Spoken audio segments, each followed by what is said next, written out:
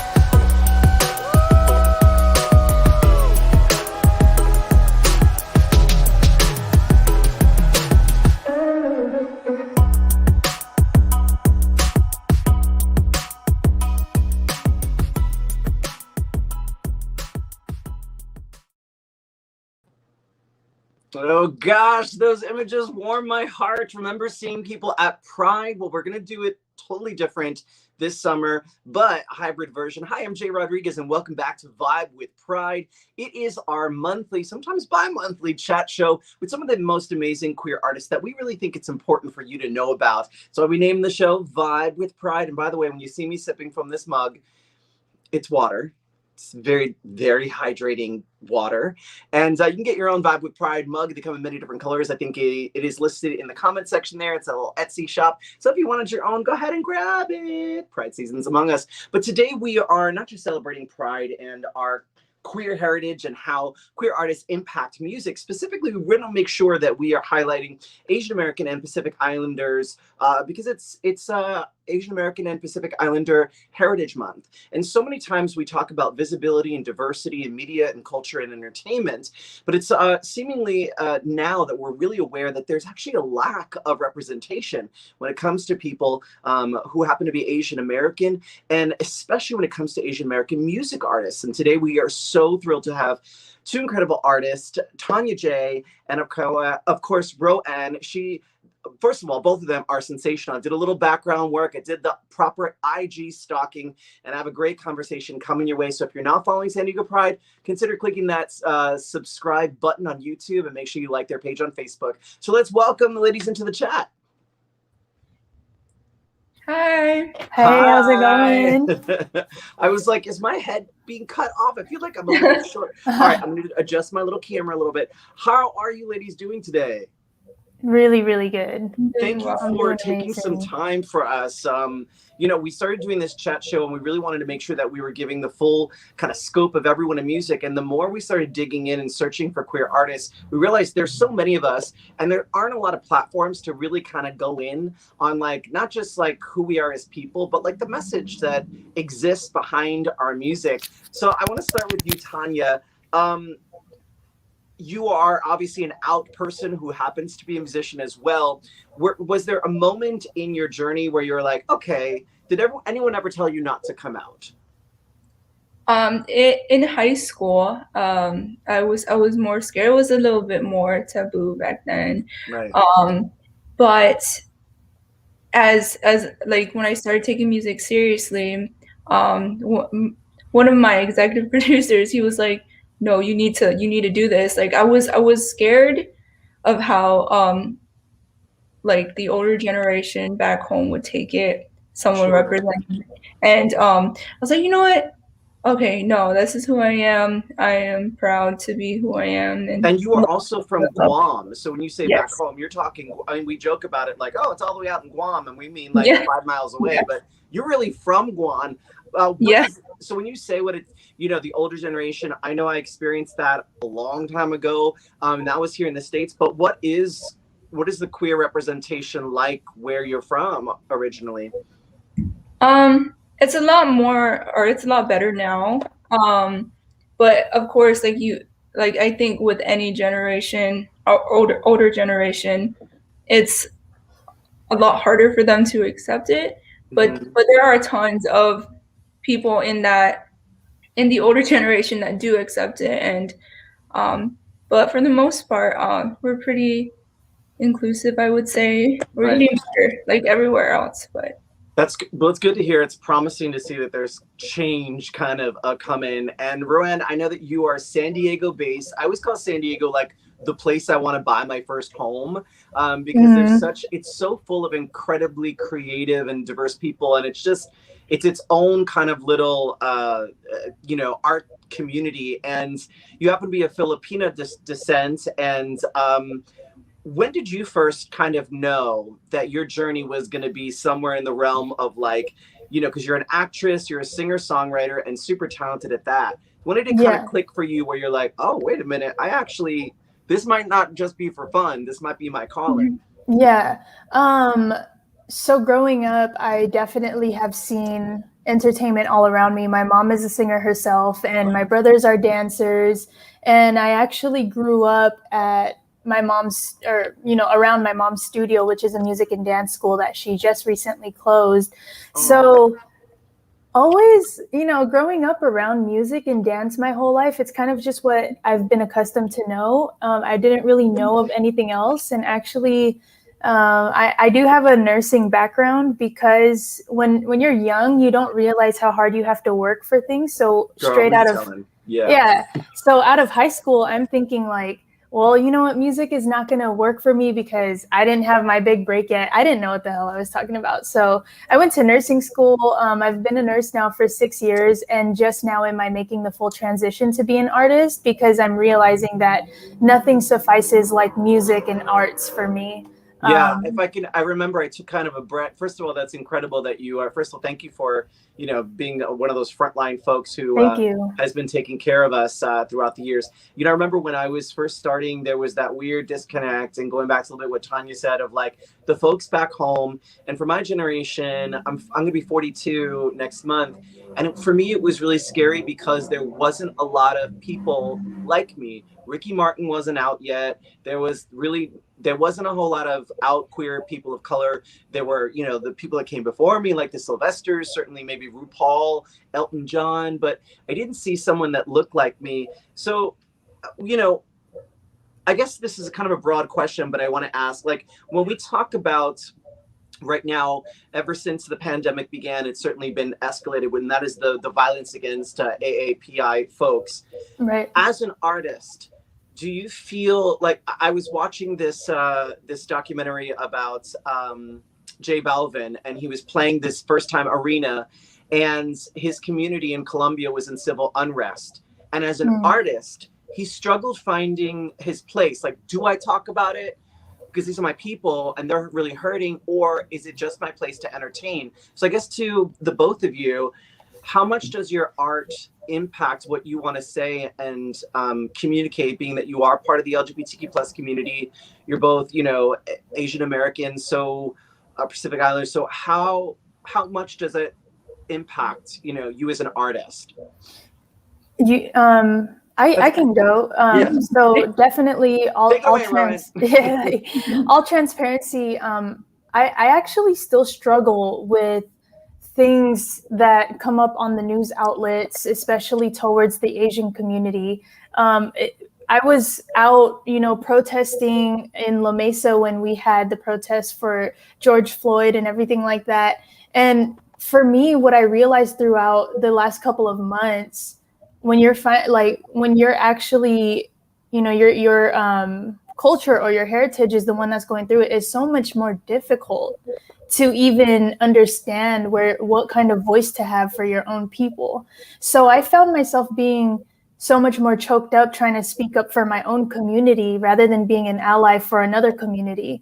So to keep it completely transparent with you, I'm still trying to figure out that fine line between my artistry and where I can speak up with what's going on. You know what I mean? I agree. And I would say, like, I'm just one person, and I don't represent my entire community. And sometimes I personally sometimes get scared. I'm going to say the wrong thing, but then I don't want to say nothing. And you end up in this weird middle ground. But I mean, listen, I think it's your personal journey, and you're right. When it's directly impacting you, sometimes it's our work as allies to lift your community up, and not put all the pressure on your community to have to do the heavy lifting. So Tonya, what about you as an artist? do you feel like drawn to kind of, what is the role that we play as artists to combat this kind of hate, but specifically toward your community? Yeah, definitely. What you are talking about, like with the BLM protests and everything, that was already hard on like my mental. Like I hurt for their community, and then when I started seeing like the Asian hate and the killings in the news, I had to step away from it. I had to, like, it hurt, but like it hurt in a different way. And it sucks to see it with like anybody, but yeah, I wasn't sure how to spread awareness at the time, just because I'm like, oh no. Yeah. When it, you know, I think there's like that interesting intersectionality of like, I happen to be like, you know, Puerto Rican queer man, and all those things at the same time can kind of be tricky. But when it comes to the community, the LGBTQ plus community, you know, as a member of the community, I guess, what does pride mean to you? And do you feel like, you know, you've seen your community represented enough in LGBTQ plus stuff? Because I always feel like anytime there's like a queer movie, I'm like, no offense, but I'm always like, it's always like a white lead again. And I just feel like, you know, one of the first movies I saw with an all Asian cast and in cinema was Crazy Rich Asians. And that was like kind of recent, you know, and it seems like there's not a lot of visibility. So, you know, when it comes to like pride within our own little community, I guess, what does pride mean to you as an AAPI folk? Either one. You can go, Tonya. Yeah, I growing up, it didn't really like dawn on me that like we weren't being represented well enough. I had this like this idea that I wanted to be like, you know, white. I wanted to have like lighter eyes and lighter hair, and then as I grew older, I realized that it was because we weren't represented enough. We weren't made out to feel, or like to see the diversity in like my favorite movies. And so now that's why I really like, I love Haley Kiyoko, Lesbian Jesus.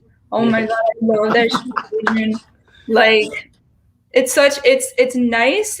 Like, I literally thought like it was nice that Lesbian Jesus is Asian. So I love it because and what about you, Roann, when it comes to the community and being AAPI? Do you feel like there's enough visibility? I mean, we've got Haley Kiyoko. How can we do better, you know, to help support? Because I think it kind of starts at home. I always say like we can impact the most change within our own community and spread it out. So 100%. I think definitely something that we can all start working on within is to really encompass the proudness of being who you are, whether that's a lesbian or, you know, whatever you are in the LGBTQ plus community, but especially being Asian.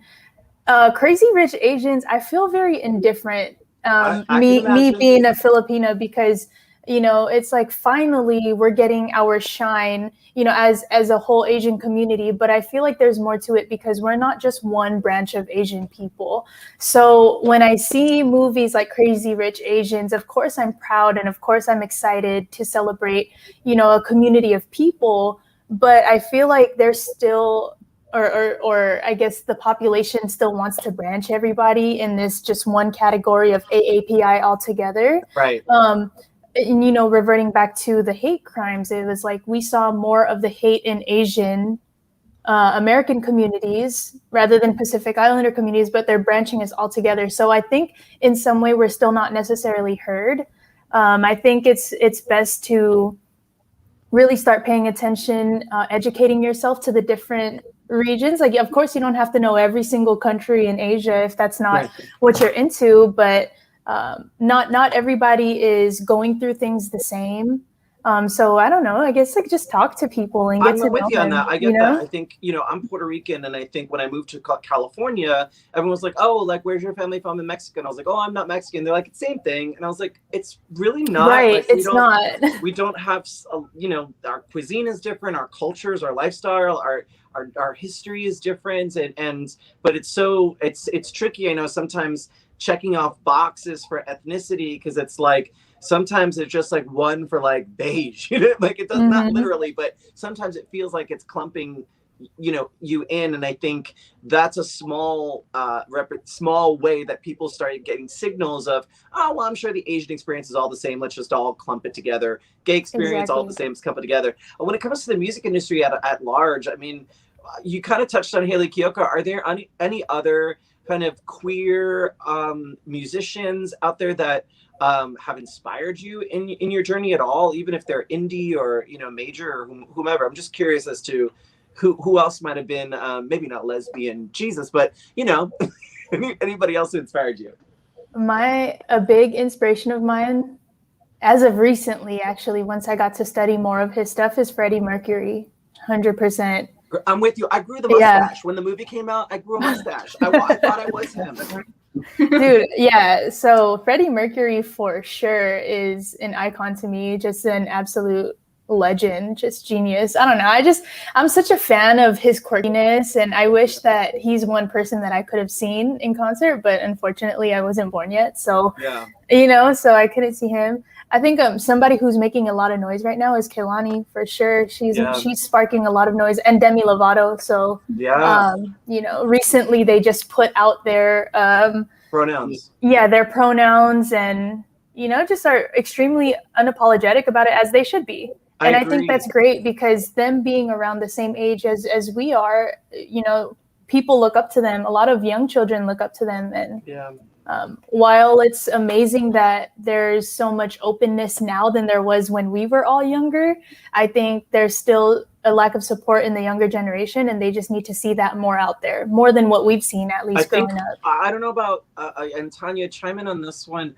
I don't know about you. I didn't realize how lazy my mind had gotten and how far ahead I thought we'd gotten in terms of diversity and acceptance until about 4 years ago, when all of a sudden I started seeing people coming out and being more hateful and taking pride in their bigotry. And I was like, wait a minute, I thought we were over this. And I cannot believe that I was so ignorant to think that we were over these kind of things, and I don't know if you guys, if you either one of you felt that way, but people like Demi and so many others who've now just started, Billy Porter disclosing his HIV positive status, huge because of the stigma and the shame and and the bigotry that people faced. And so I guess, Tonya, to you, just like, should we be further along, or it feels like it's always kind of been there and someone gave them permission to come out and be trolls online. We should be further along, but we're just not, unfortunately. I literally saw the post about Demi, and I don't know why. I already knew that the comments were going to be horrible. And I read it just to make myself mad. But I was just like, how? Just some of the things, or a lot of the things that they were saying, I was like, how do you think of these things? Like, why can't you just mind your own business? Like, it doesn't matter, then, leave. And yeah, it's I'm with you. I think one of the things that keeps people, and we know this, we've had friends who've had a longer time coming out, and they're hurting so bad inside, and they want to live their truth, but they don't want that moment. They don't want that kind of hate. It's going to mess with their mental health. So anyone watching this right now, and just know that you're not alone. When we talk about the music industry, I've interviewed so many females in the music industry over the years, and they always talk about, how sometimes it's kind of like a boys club, and there's, that it's really tricky, not just breaking in, but sometimes having your voice be heard. As females in the music industry, and specifically queer females, have you experienced any kind of bias? And also, when you're creating your visuals and you're telling your stories, have people kind of been pushing you in a direction that maybe was different than what you wanted because you are female? I think in the beginning I was a little bit more apprehensive to putting myself out there. My first music video that I have, I put it out there because that's a true story to me. Next Lifetime, I went through a heartbreak, and it was with a female. And so at first I was like, should I kind of move this to make it a little bit more universal and relatable? But I'm like, no, this is my story. So I'm going to put a woman in a music video. Good for you. Where I'm at now, though, I create. I think what I'm coming to terms with is that being an artist is being able to tell anybody's story. Mm-hmm. So you'll see me with future projects too, going back and forth, or, even though me personally, I do identify as lesbian, and I am not at all into men like that. You'll see me. Sorry, fellas, if you're watching this. I know. I'm sorry. No, not a chance at all. But you will see me portraying different characters while I move throughout my art. An extension of your art, and you're exactly. an actor, and you're, and I love. I mean, I have to kiss girls on TV all the time. And I'm like, it's great, but it's like.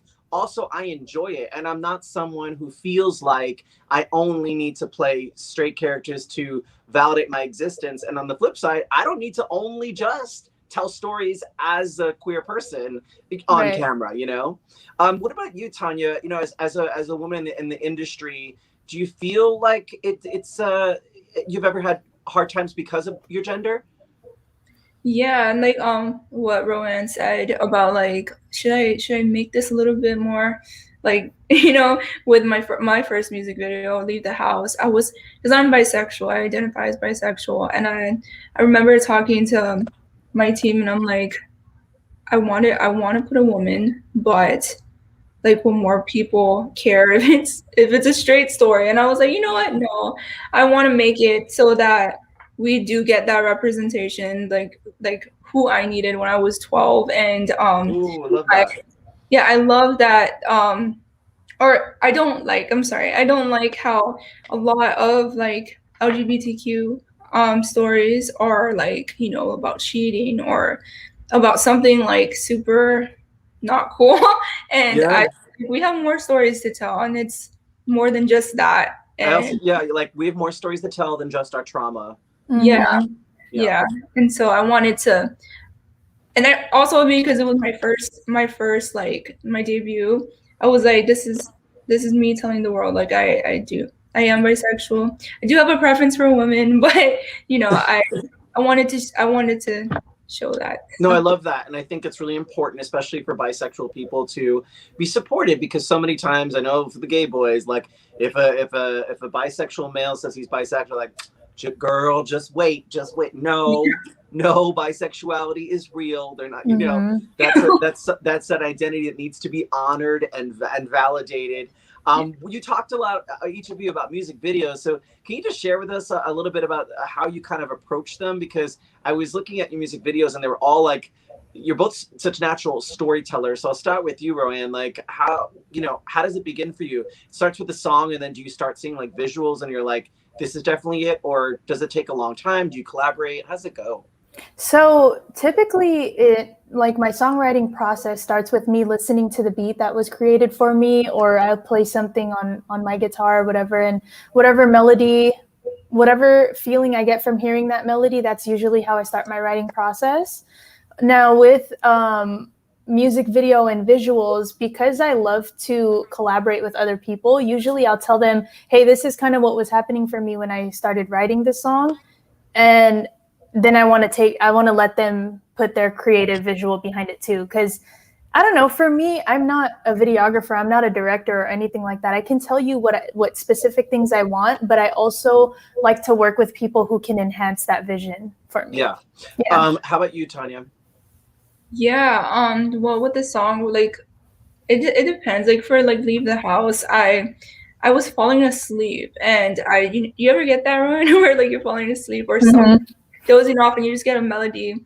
I was like, wait a second. So I like sat up and I wrote it, and I was like, okay, I got this. And then for the music video, I thought about that for a long time. I knew that I wanted it to be something meaningful. And I love that you're not like, you don't say like you're a filmmaker, but you're an artist. You know what you want. You have a vision, and even if I am a filmmaker, I think that's so dope when like that's what defines you as an artist is that So, hey, Tonya, I want to talk about your music video, the one you just mentioned, because it's there's I don't want to give too much away. Go watch it.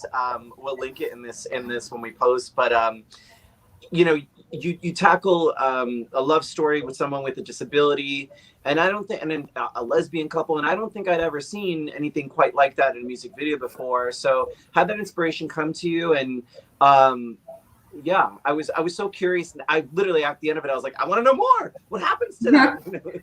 Yeah, so with Leave the House, like I said, I mentioned earlier, I didn't want it to be something that was super like the huge for us. Right. So I wanted it. I literally told Emma, the girl in the video, I was like, "This is Nicholas Sparks, but make it gay." Like, Yeah, oh, it's literally like, in case you haven't seen it yet, it is like a short film. It starts just like a short film, and I thought it was a short film, and then it goes into the song so with such ease. And I was like, I didn't see it coming, you know, the big moment and such, but I thought it was beautiful. yeah, I wanted it. It also came out during like the mid COVID, and I also wanted to give like people hope, like some sort of light in these dark times, and I think it helped.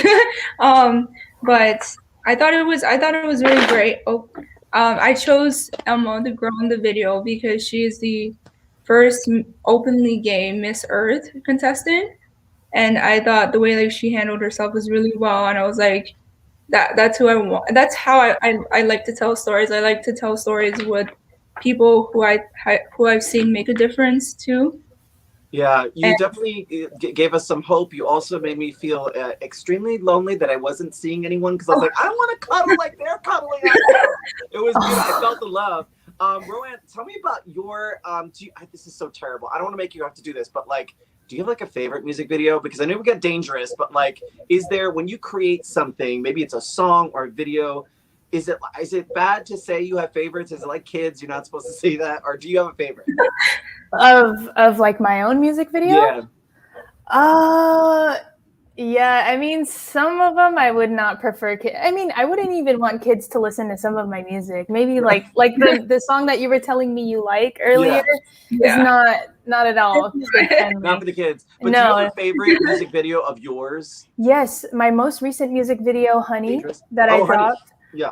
Yeah. So I love that one because I created that song a year ago, but even still, I was like, you know what? The song kind of started doing a little bit better in Asia. And so then I was like, you know what? The 1 year is coming up. Let me just drop a music video for it. And I had brought that to one of my friends who is a video director. And I basically told her my vision for it. And she just took my idea from here and made it like this. So. Wait, so talk to me. So for those people watching, myself included, who really don't know much about the underbelly, like I threw a song on Spotify this year. It's a cover, and I didn't know, and I checked to see the streams and stuff. But you were just saying that you could actually see that it was doing well in Asia. Mm-hmm. Would you want to tour and be able to go to the places? And this is for both of you, Tonya and Roann, that your music does well, because I think that's a kind of a beautiful gift that we didn't really have back in the day. Like, you can actually see where people are listening to you most. Yeah. Oh, 100%. I would love to go on tour. I would love to do like at least one international tour in my life. So in your mind, where would be like the first 2 stops? Aside from places in the US, my first stop would be the Philippines. Yes. And then I've gone Manila. Manila's amazing. Manila's great. Yeah. So I would go to the Philippines first, and then I would like to go to London because I've just never been there either. So yeah. TonyaJae, what about you? First of all, do you check like where your music's like really? Yeah. Okay. I would love to go to the Philippines. That's where I want to go first too. Yeah. I think that'd be, because I have a lot of family in the Philippines too, and they always message me and support me and stuff. And I think it'd be really cool. I have no idea why. I did it. Queer Eye was huge there, and we got to go visit, and we did like a signing for our books, and it was like Michael Jackson in 1987, screaming, crying girls, and I was like, what is happening? This is not how it is in these. And ever since then, when I go live daily on Facebook and Instagram. I have so many people who know my work in the Philippines, and I feel like it's also such a singer's country. They really honor and respect diversity and music. There's a lot of a love for artists. So I can understand how you both want to go there. You know, in the past year, we kind of lightly touched on this, but you know, a lot of social injustices have been experienced, and it's been really tricky to kind of sometimes just open your Instagram, you know, your TikTok without kind of having to put it down because it gets heavy. So I guess I'll start with you, Tonya. Like, how do you know when it's too much and it's bad for your mental health? Like, how do you balance how much to be online because you're getting inundated with so much stuff all the time? Yeah, I literally freeze up like in those like when I said I saw about like the Asian hate, I literally like froze up and I stared at my phone and I was like, okay, I can't like I feel like I got pushed at a certain point after like the killings. And it was really hard and I don't know if any of you get this, but like I just blank out and I just stare off and so that's when I know it gets too much. Yeah, I think it I can don't know how manifest to in so many. react. Like for me, I just started getting. I couldn't sleep. Couldn't sleep Mhm. because I felt so like helpless. But there was so much going on, and I felt also like, how did I not know there was this much of that? Mhm. And I, you know, then you feel guilt. You go through all the things. But Roann, for you, you know, with everything going on in the past 12 months, if not more, pandemic, political, social injustice issues, like how do you keep yourself, you know, healthy mentally when social media might be flooding you with stuff that's rough to watch? Yeah, I've for sure put my phone down at least, like, because it's so easy to get sucked in the rabbit hole, you So know, and easy. the next thing you know, you're scrolling, and then you're wanting, well, me, I can't speak for anybody else, but sometimes I want to get on the internet and start arguing with people, and you know what I mean, just like going off on people, but when it gets too much, or even with the pandemic and then the hate crimes and everything, um, I'm learning how to process all of my feelings through all of that. So if I'm feeling like today's just not a good day, I'll sit with that for a little bit. I'm a big crybaby too, so I'll cry about it if I need to, and then just, Yes, let it out. yeah, allow myself to feel what I feel, and then just take it day by day. That's really all I can do. You know, a lot of people who, you know, as straight folks who maybe grew up with the privilege of always seeing queer folks represented, or in their community maybe it's really diverse, and they don't understand why we still have pride or why we need Asian American Pacific Islander Heritage Month. What would you say to them, TonyaJae and Roann, respectively? I'll let you each go. Like, why do we still need spaces that you know, for these communities? You can go, honey. Well, for me, I think we still need pride. I know we still need pride because it offers safe spaces to those who don't have that same privilege, and it still actively like spreads awareness of what's happening and why it's wrong and why we deserve the same basic human rights as everybody else. And that's why I feel like we need pride. And even if I don't think I would live, unfortunately, I don't think I would live to see the day where like it is accepted fully. But every day with pride, it gets better, and that's why I feel like we still need it. Yeah, Roann, what about you? Why do we still need these sort of, you know, sort of intentional community spaces like Pride or Asian American Pacific Island Heritage Month? Yeah, I think because we're still being oppressed in many, many ways. Like, whether you hear it on the big news outlet or not, you'll hear of trans men or women getting kidnapped and beat or killed in all of these other towns, or you know what I mean? Like I said earlier, we're being categorized as just one Asian and Pacific Islander community, where maybe if the Philippines is going through something, or if Korea or Guam or somewhere is going through something, because they want to band us all together, it's like, well, it's not that big of a deal because not everybody else is complaining about it, but it is a big deal. So I think it's important. And aside from what's going on the outside, some people in their own homes, like a lot of youth especially, might not be having that same support. So maybe pride is something, and safe spaces like the center and everything like that is what they look forward to. So I think it's extremely important. People just need to educate themselves a little bit better so they're not so ignorant when it comes to why people fight for the things they fight for. Yeah, and by the way, if you're watching this broadcast right now, just know that we are live, and we're gonna have a question period, so you can ask TonyaJae and Roann questions. You just throw them in the comments. Start thinking about them now. put them in the comments, and I'll make sure to get to them in a couple of moments. I think also too, you said something really beautiful, TonyaJae, that just was like, it just hit me because I agree with the sentiment, which is you said you wanted to be the person that your 12-year-old self needed. And if I think about my 12-year-old self, I didn't see it. And so even just the act of authenticity and leading by how both you and Roann are telling your stories authentically and unapologetically. There are people who are listening to your music, who are holding cell phones, watching your videos or your posts that you might never meet, who literally, like you just shared, may not have a support system, may not even had to live at home this past year with parents who deny their identity. And so it's like, the power of your creativity just really stems beyond what you even think once you click send.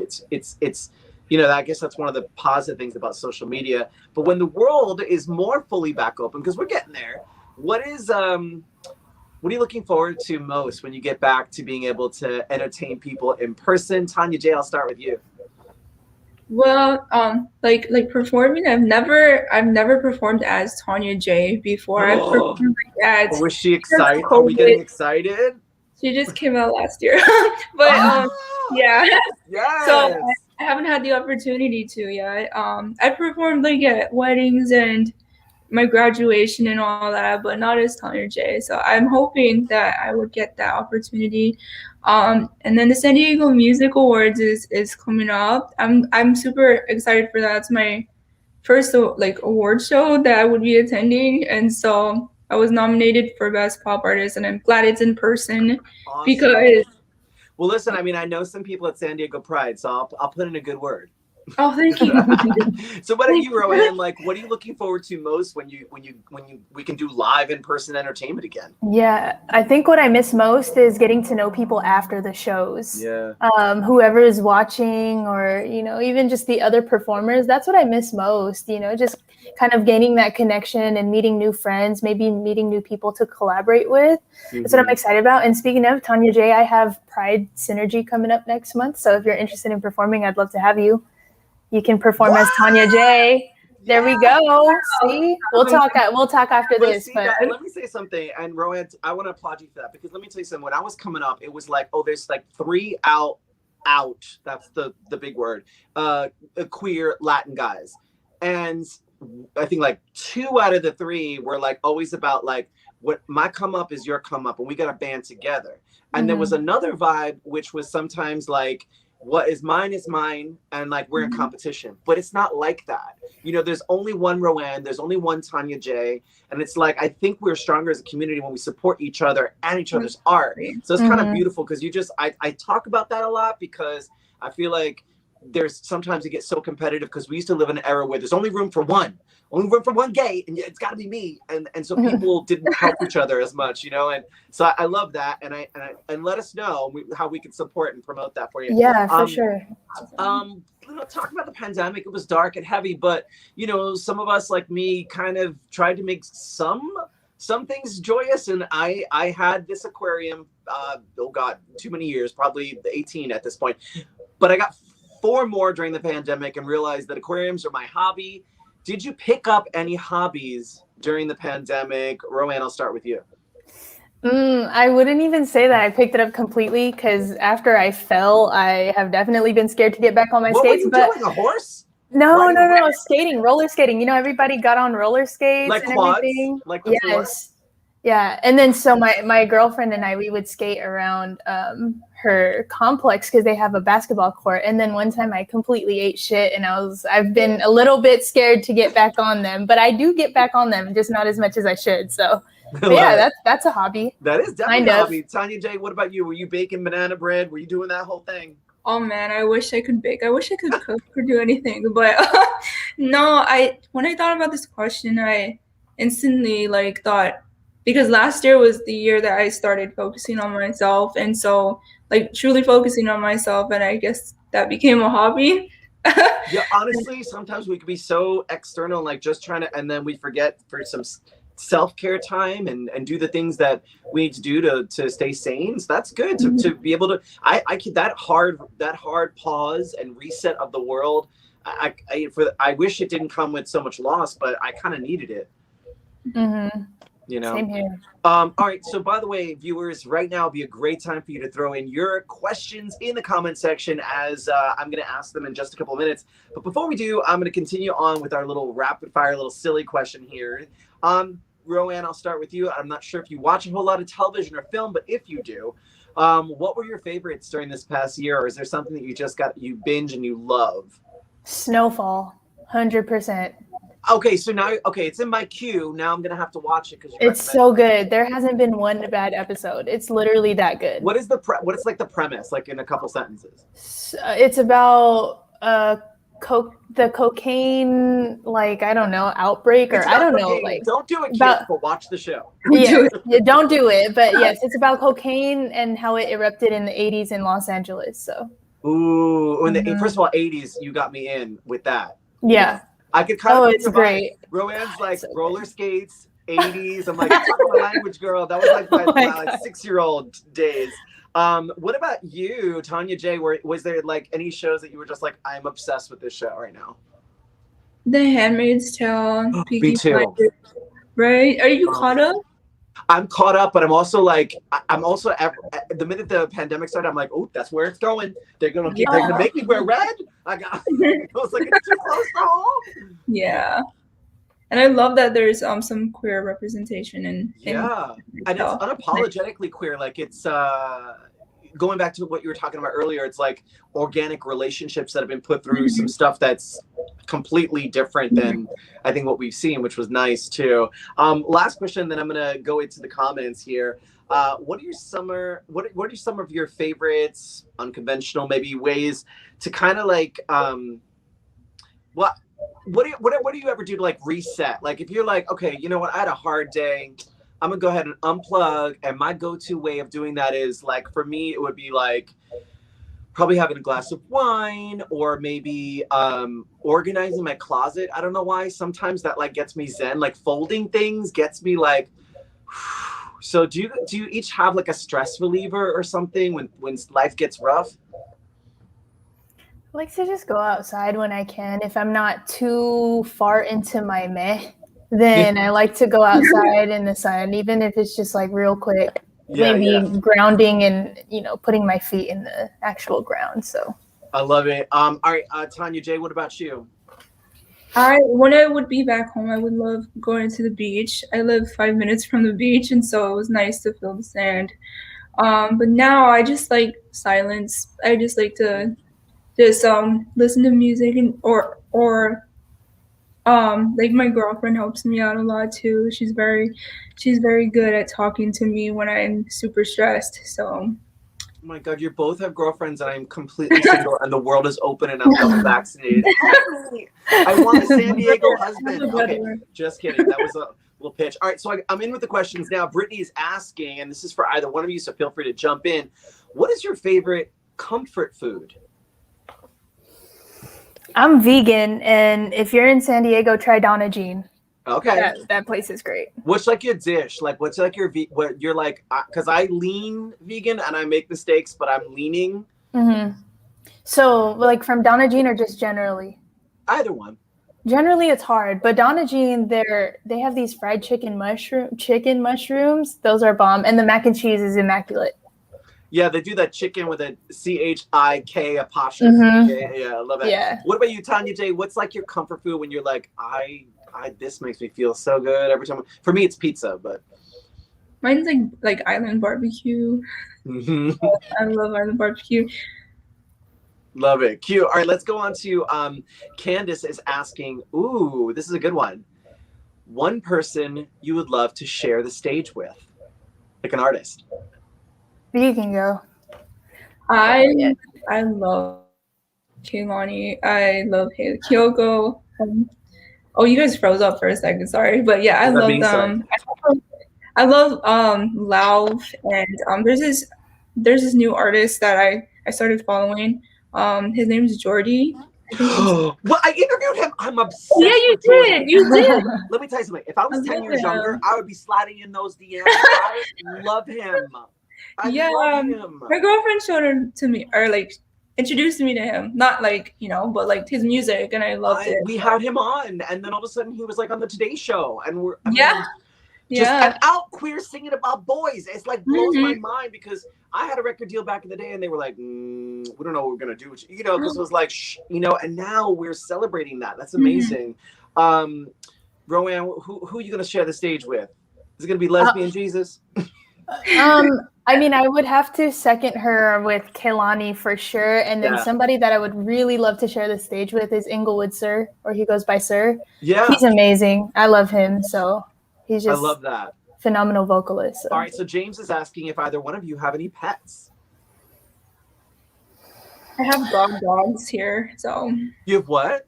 Like godchildren. Godchildren dogs. Furby asked that you were the godparent.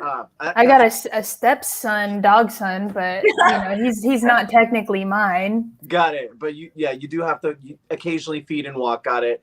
Split duties there. Let me go to Catherine's question, which is a dream place to live. Money is no object. Doesn't matter. You can live here rent free for as long as you want. Man, I honestly haven't even traveled a lot, so I wouldn't be able to tell you, but somewhere on an island where there's no chance of a tsunami, somewhere there. You're like me, you're like, how can I troubleshoot this? Okay, wait a minute, like that might happen, so I don't want to go there. Yeah. Greece would kind of be cool, like Santorini would be a cool little place to experience. That'd be cute. Cute. What about you, TonyaJae? If you could go and live anywhere else, money is not an option. Don't worry about it. We got you. Where are you going? Greece. I've been to Athens, but only for like a couple of days. It was for like a competition with the group I was in. But I loved like the culture and like the food, most definitely. So I hear you. All right. So when we think about, you know, Pride and stuff, and Tonya, you know, this is going to be probably the year that you're going to be out performing for the first time. That's right. And when people hear your music, when they see you live, what's the hope? What are you hoping people take away when they leave your show? They're like, wow, Tonya's music and the show made me feel what? The way that like my favorite artists make me feel, I want to be able to make somebody else feel that kind of love and feel like safe, you know, with me there performing my art. Right. I just want them to feel safe. I love that. When it comes to same question for you, Roann. Someone comes and listens to your music, they see your videos, they see your shows. What's the hope? Like, what's the takeaway? I hope that it also inspires them to be unapologetic about who they are. One thing about me when I perform is I'm queen of forgetting my own lyrics, and I'm just up there just messing around. But you know, it's like I have fun with it because I love doing that, and I hope that when people see that, it's like, yeah, you know, I can mess up sometimes, or I can just be who I am and be proud of that, no matter what. So I agree. Yeah. I love that. Here's an interesting question. Do either one of you watch Drag Race, or have you seen it an episode or two or something? I've seen an episode. Okay. So it's notorious, I think, for like the top 4. RuPaul holds up a picture of them as kids and says, what advice would you give to your younger self? This question came from Catherine again, but what advice would you give to your younger self, TonyaJae? If you could, you know, talk to little TonyaJae, what would you say to her? Stop worrying about what other people think so much, because they don't matter, girl. Like, it's all you. I would be happy. Oh, you like girls too? That's okay. It's fine. You know, I would definitely just tell myself to stop worrying so much, because I feel like that messed up a lot of things for me growing up, worrying about other people. I'll co-sign on that. Roann, what would you tell your younger self, young Roann? Explore everything you're curious about. Everything. And, you know, don't let outside factors, just like you, don't let outside factors or what everybody else is doing, even if it seems normal, stop you from going on your own path. Yeah, I agree. I think that's like some of the biggest things I wish that I had done was take more risks, not listen to other people so much, to trust that inner voice, because the older you get, you're like, I knew I was right about that. I knew, you know, and you have these natural, instincts that we often sometimes compare ourselves to others and then second guess ourselves or listen to other people. So this is a moment now for you each to kind of share what you have going on and or how people can best support you and your art. TonyaJae, I'll start with you.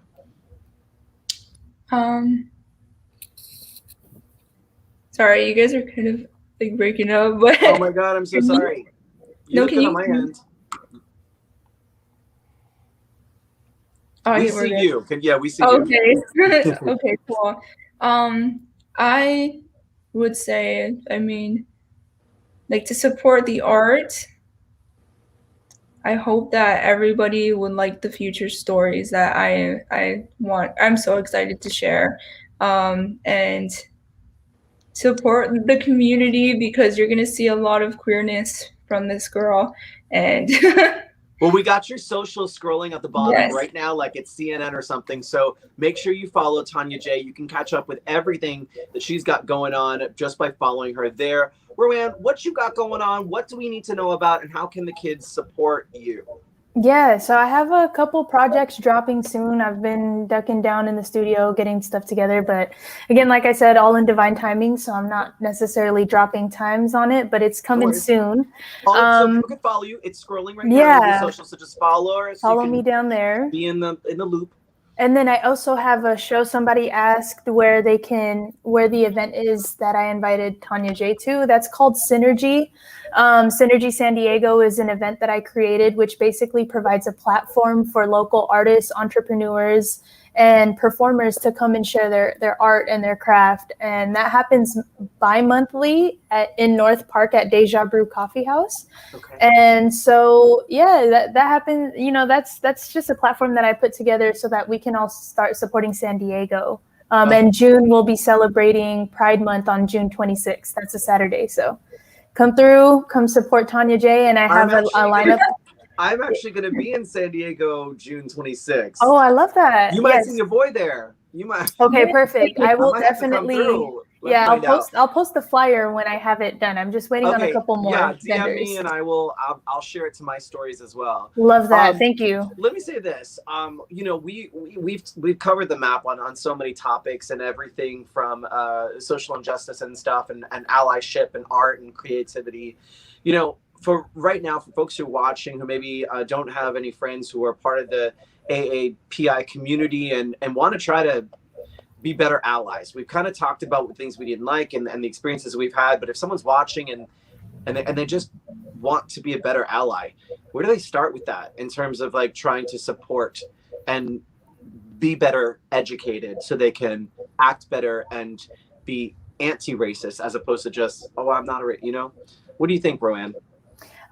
Just like you said, I think education goes a long way. So you can't really support something you don't know about. So definitely look into what is actually going on within these communities. It's more than just a dollar donation. You know what I mean? Like it's a lot deeper than that. So definitely educate yourself and talk to the people within the communities, because I think that's where you can best get insight of how much it's actually affecting. Yeah, TonyaJae, what about you? How can people, who maybe are trying to be better allies to the AAPI community, where do they start? How can they effectively support the community? They're going to educate themselves. I mean, that's probably key, but I'm going to throw it to you. Yeah, definitely educating. But like, if you see something that's wrong, say something, like stand up for people, even if it's not like online. If you see it in person, just be like, hey, that's not nice, like you need to chill, little stuff like that. I think I agree, because people let that go too much. Yeah, and like, well, I don't want to. No, you should should say something. Good for you. Well, listen, I just want to say, thank you so much each for just giving us your time and your stories. I encourage everyone watching right now to follow the links below to support both TonyaJae and Roann. They have stories to tell that are very special and unique, but most importantly, I think are going to move you, and that you're going to be really excited about following these two women's journey. I know I'm going to be there on June 26th. I'm trying to get my butt there, but make sure you're doing your best. And, you know, if you are trying to be a better ally to any community that's outside your own, we start growing up to people and becoming friends with people who don't look like you, who don't talk like you, don't dress like you, maybe don't identify the same way you identify. You'll be very surprised to find out you have a lot more in common with these people than you might have originally thought. My name is Jay Rodriguez on behalf of San Diego Pride. Thank you so much for watching Vibe with Pride. A big thank you to TonyaJae and Roann. Again, you get these mugs in the Etsy shop. The link is below. Goodbye, everyone. See you next month. Thank you. Bye. Thank you. Bye. See you soon. They're just going to keep us here.